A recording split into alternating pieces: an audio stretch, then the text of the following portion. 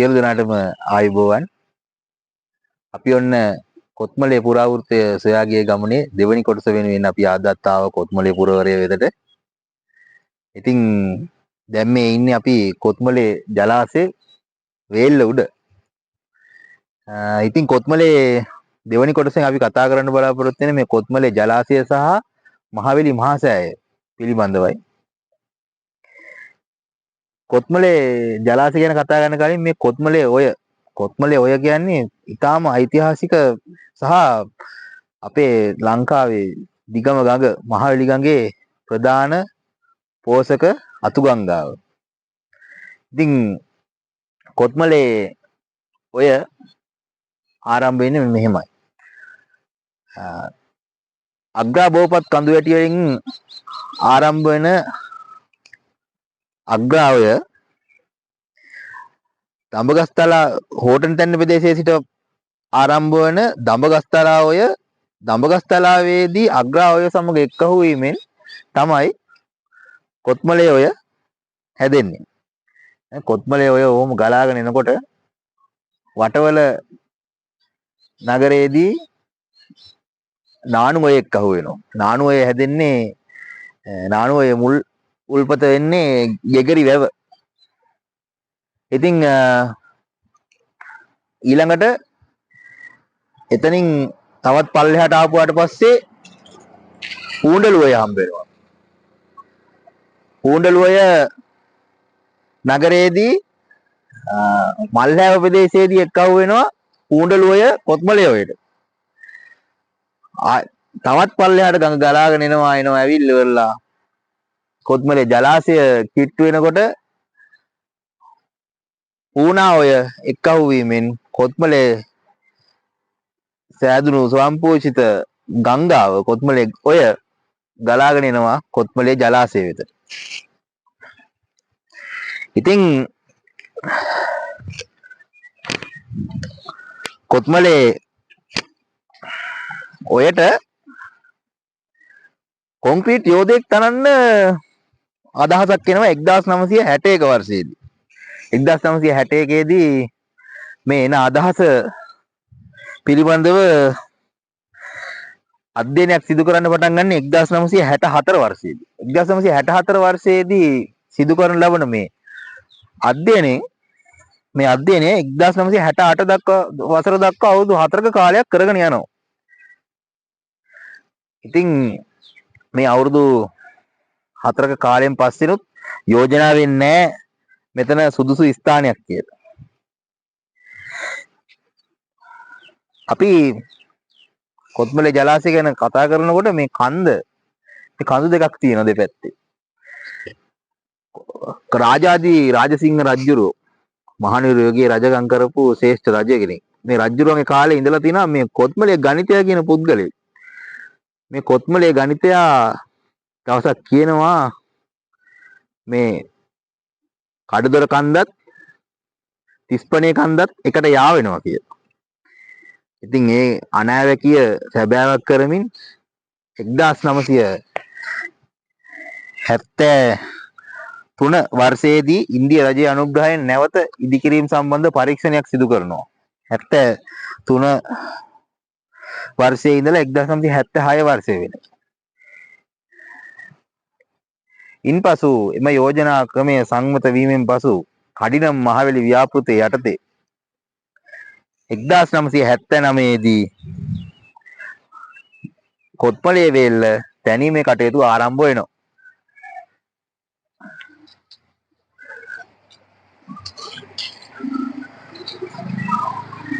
1979 පස්සේ 1984 වෙනකම් කොත්මලේ ඉදිකිරීම් කටයුතු සිදු වීගෙන යනවා. මේ සඳහා ලංකාවේ මුදලින් රුපියල් මිලියන 13000ක මුදලක් ඇස්තමේන්තු ගත වෙනවා. සියලුම මුදල් දැරීමේ හැකියාවක් ලංකාවේ රජයට වෙනකොට නැති හින්දා මේකට ආධාර වශයෙන් ස්වීඩන් රජයෙන් මිලියන 5500ක් ආයෝජනය කරනවා. ඉතුරු රුපියල් මිලියන 7500ක මුදල ලංකා රජයේ ආයෝජනයක් යටතේ යොදාගෙන තමයි මේ ව්‍යාපෘතිය ආරම්භ කරනු ලබන්නේ. 1979 සිට 1984 දක්වා කාලය තුලදී සිදු කරනු ලබන මෙම ව්‍යාපෘතිය 1984 වැඩ අවසන් කරලා ජලාශයට ජලය පිරවීම පටන් ගන්නවා. 1985 දී අගෝස්තු මාස 22 ජනතා අයිතියට පත් කරනු ලබන මෙම ජලාශය මෙහි වේල්ල දිග මීටර් 600ක් පළල මීටර් 10ක් උස මීටර් 87කින් සමන්විත වර්ග කිලෝමීටර් 6.5ක් පුරා පැතිරී තියෙන ජලාශයක් බවට පත් වෙනවා. ඉතින් මේක ඉතා සුවිශේෂී ජලාශයක්. මොකද මේක තමයි දකුණු ආසියාවේ පළවෙනි භූගත ජලාශය.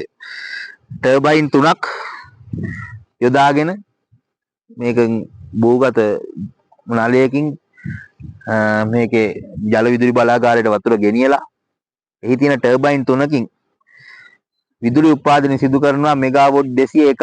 ලංකාවේ දෙවනියට වැඩිම ජල විදුලිය නිපදවන ජලාශය සහ විදුලි බලාගාරය පිහිටන්නේ කොත්මලේ තුලයි. ඊට පස්සේ මෙම ජලාශය කඩිනම් මහවැලි ව්‍යාපෘතිය යටතේ ජලාශය ඉදිකිරීමේ ප්‍රධාන ගෞරවය හිමිවන්නේ ගාමිණී දිසානායක මහත්තයාට. ගාමිණී දිසානායක මහත්තයා මේ ජලාශයේ ඉදිකිරීමේ ප්‍රධාන පුරෝගාමියා බවට පත් වෙනවා. ඊට පස්සේ මෙයාට ගෞරව කිරීමක් වශයෙන් 2003 වර්ෂයේදී මෙම ජලාශය කොත්මලේ ගාමිණී දිසානායක ජලාශය බවට පත් වෙනවා. ඉතින් මේ කොත්මලේ ජලාශය ඉදිකිරීමේදී මේ කොත්මලේ පුරාවෘත්තයේ තිබුණු පැරණි ගම්බිම් විහෙර විහාර පන්සල් සියලු දේ මේ ජලාශයට බිලි වෙනවා. කොත්මලේ තිබුණු පුරාණ නගරය සම්පූර්ණයෙන්ම යට වී යනවා මේ ජලාශයේ. ඉතින් එහෙම යට වෙච්ච බිම් ප්‍රමාණ අතරේ ග්‍රාම සේවා වසම් 16ක්, ගම්මාන 66ක්, තේවතු 4ක්, පන්සල් 18ක් වෙනවා. මේ අපි ඓතිහාසික පසුබිම හොයාගෙන යන හින්දා අපි වෙහෙර විහාර ගැන කතා කරොත් එහෙම කඩදොර ශ්‍රී ප්‍රිය බිම්බාරාමය, මොරපේ බෝධි මාලකාරාමය, මොරපේ සුභද්‍රාරාමය, හැදුනේව මැදගොඩ ගංගාරාමය, නවංගම අභිනවාරාමය, තිස්පනේ සුභද්‍රාරාමය, හැදුනේව පත්තිනි දේවාලය, මොරපේ මහා කතරගම දේවාලය මේ වගේ වටිනා සිද්ධාස්ථාන රැසක් මෙම ජලාශයට යට වෙලා මේ කොත්මලේ ජනයාගේ පුරාවෘත්තය සැඟවී ගිහිල්ලා තියෙනවා. ඉතින් මේ කොත්මලේ ජලාශයේ ඓතිහාසික භාවය තවත් වැඩි කරන දෙයක් තමයි මෙහි තියෙන ජල පෝෂක ප්‍රදේශ. මේ තිස්පනේ පැත්තේ සියලු දිය ධාරාවන්, කඩදොර පැත්තේ තියෙන සියලුම දිය ධාරාවන් ඇදී එන්නේ මේ කොත්මලේ ජලාශය වෙතට. ඉතින් ඔබට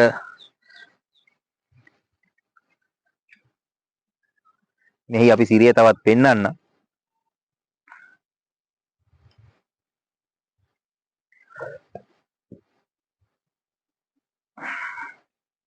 මෙහි තියෙනවා කොත්මලේ වාන්දොරටු 3ක්.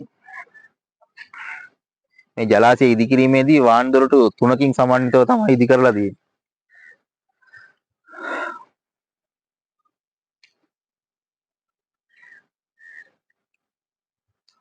ලස්සන ජලාශයක්.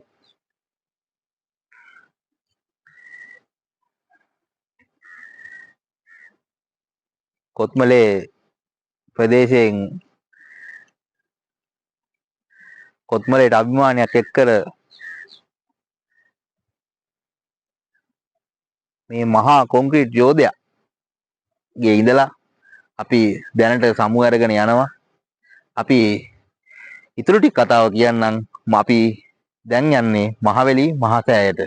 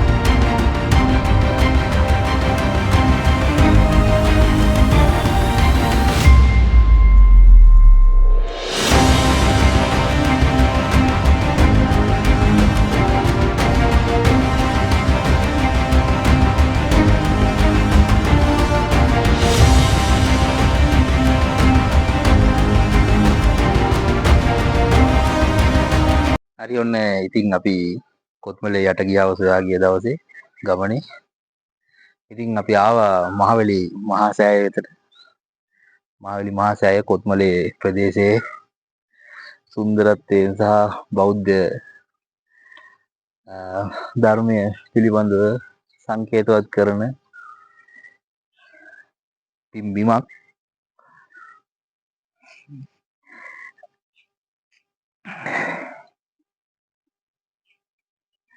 ඉතින් බෞද්ධ ඉතිහාසය තුළ බෞද්ධ සාහිත්‍ය තුළද අපි වැඩි වශයෙන් අසා ඇත්තේ දැක ඇත්තේ ටැම්පිට විහාර, නැමුදු ටැම්පිට විහාර, එවත් ටැම්පිට චෛත්‍ය පිළිබඳව අසන්නට ලැබෙන්නේ ඉතා සුළු වශයෙන්.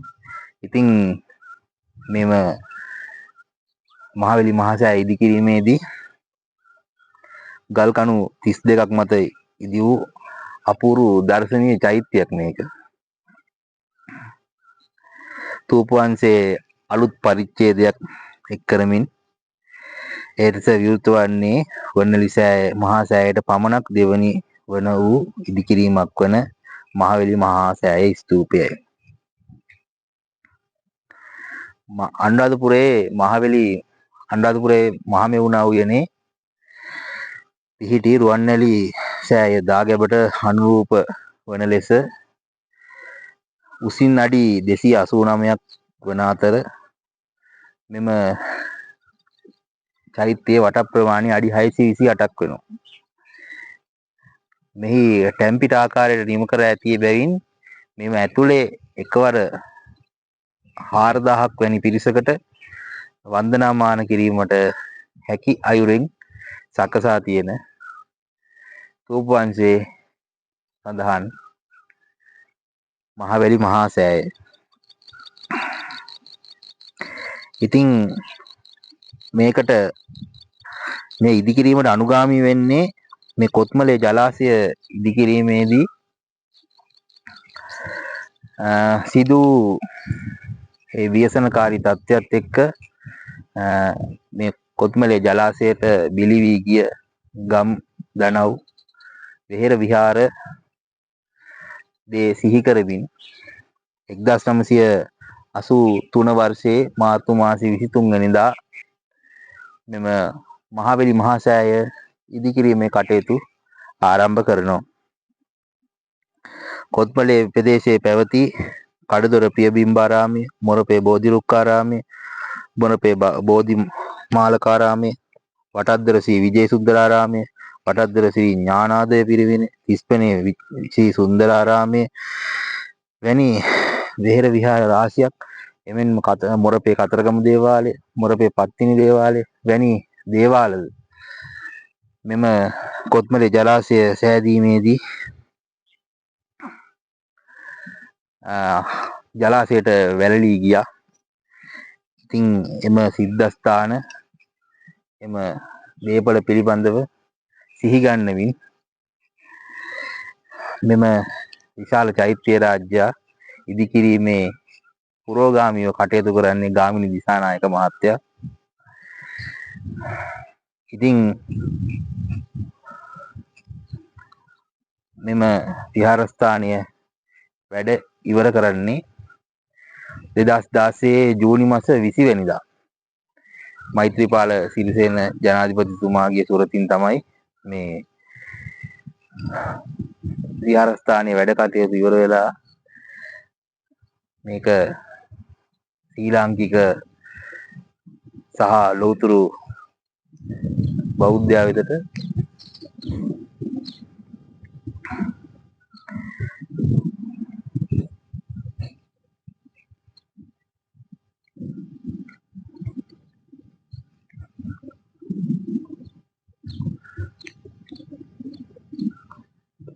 ශ්‍රී ලාංකිකයාට සහ බෞද්ධයාට එක්කාසු කරන්නේ තවත් එක්තරා වන්දනාමාන ස්ථානයක් විදිහට. ඉතින් මෙම සෑය ඉදිකිරීමේදී නිර්මාණ දායකත්වය දිවංගත ආචාර්ය කුලසිංහ ඉංජිනේරු මහතා විසින් 1994 ඔක්තෝබර් මාස 20 වෙනිදා එතුමා නොසිතූ ලෙස අපේ ශ්‍රී ලාංකීය සමාජයෙන් අපහට නැති වී යන සම්පතක් බවට පත් වෙනවා. අවුරුදු 33ක් වැඩ නිම කිරීමට 33කින් යෝජිතව තිබූ මෙම චෛත්‍ය 2016 වර්ෂයේ තමා නිම කර ජනතා අයිතියට පත් කරනු ලබන්නේ. ඉතින් එහෙනම් අපි මහබලි මහා සෑයේ කතන්දරය මෙතනින් අවසන් කරමින් අද දින අපි කොත්මලේ පුරාවෘත්තය සොයා ගිය ගමනේ දෙවනි කොටස මෙතනින් අවසන් කරනවා. ඉතින් අපිව ලයික් කරන්න, සබ්ස්ක්‍රයිබ් කරන්න, ෆලෝ කරන්න කියලා ඉතාම ආදරෙන් ඉල්ලමින් අපි ඔබගෙන් සමුගෙන යනවා. ඔබ සැමට බොහොම ස්තුතියි.